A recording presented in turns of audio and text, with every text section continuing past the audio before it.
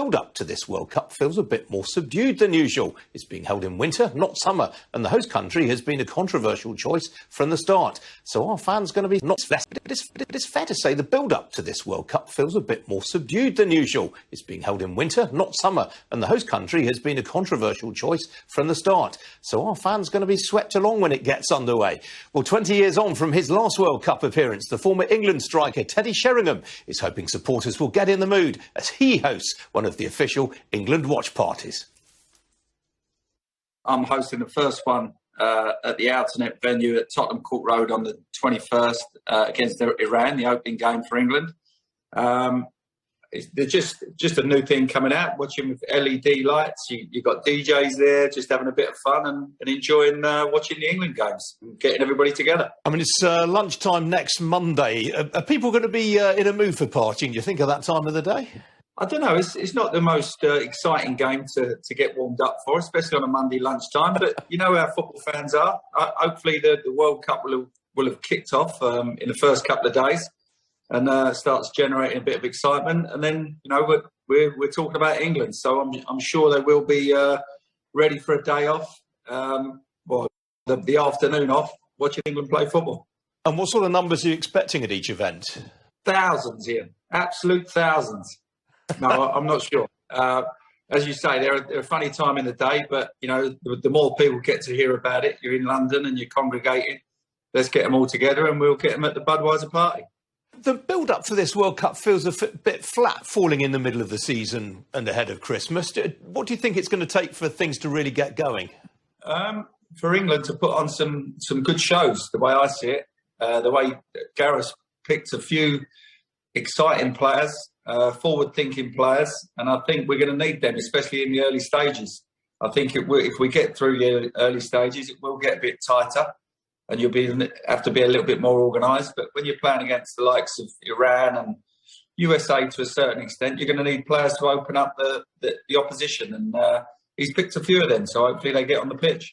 And obviously that game against Wales is going to be a real... it's a crunch tie for both sides, isn't it, really? It could be. It could really work out like that, because we all know that your first game in the World Cup, it's a bit tentative.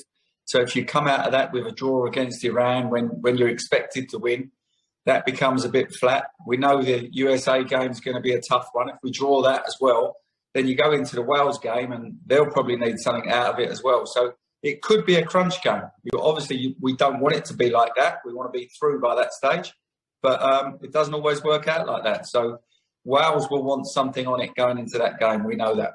If the results go as expected, then we're likely to come up against Senegal or the Dutch in the round of 16, and then probably France or Argentina in the quarterfinals. I mean, realistically, how far can England go in this tournament? Well, England have done very well in the last two tournaments, and that's what tournament football is all about. Hopefully we're a top nation in football, in a football capacity now, and you go into these competitions hoping to go far. But when you play in the World Cup, you've got to come up against top nations, and it sounds like we're going to have to do that straight away in the last 16 if we get through. And then you've got to start pitting your wits against some of the best teams in the world. So you've got to be ready for that. I mean, obviously England's recent performance in the European Nations League haven't been much to write home about. Does that take the pressure off the players, that expectations have been dampened down a bit? No, I don't think so. I think the pressure's been off Gareth for the last two tournaments. But now the expectancy levels are there, and it's like, right, everyone's booking their semi-final and final tickets. We're going all the way because that's what we do now.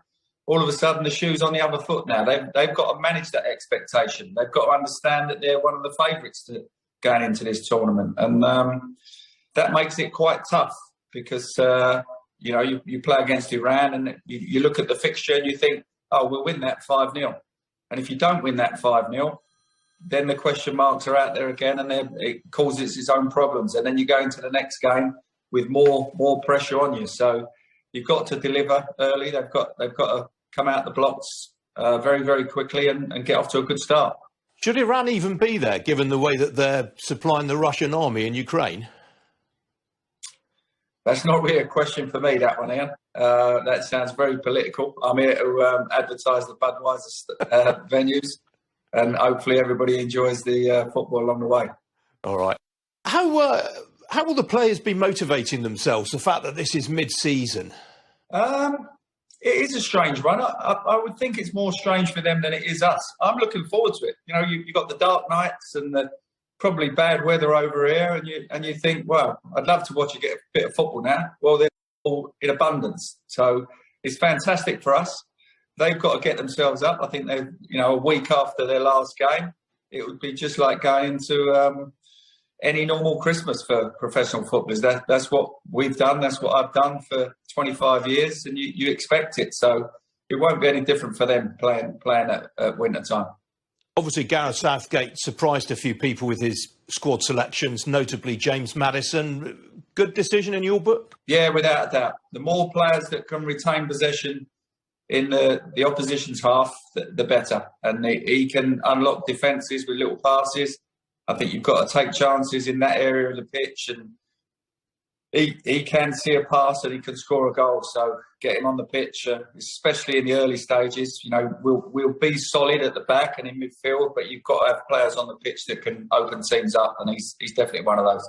And in terms of the other countries in the competition, I mean, who are the sort of stars that you think could emerge as sort of breakout stars in this competition?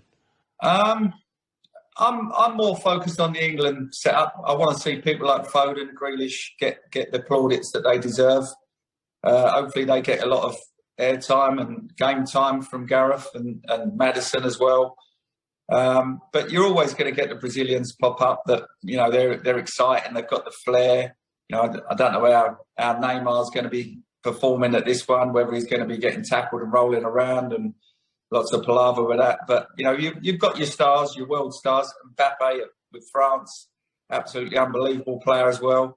You want to come up against those. You want to pit your wits against those and watch them play and get excited. You want to see players do things that you can't do on a Sunday morning. And that's why you tune in and watch the World Cup. And a word on Wales. What would represent a good tournament for them?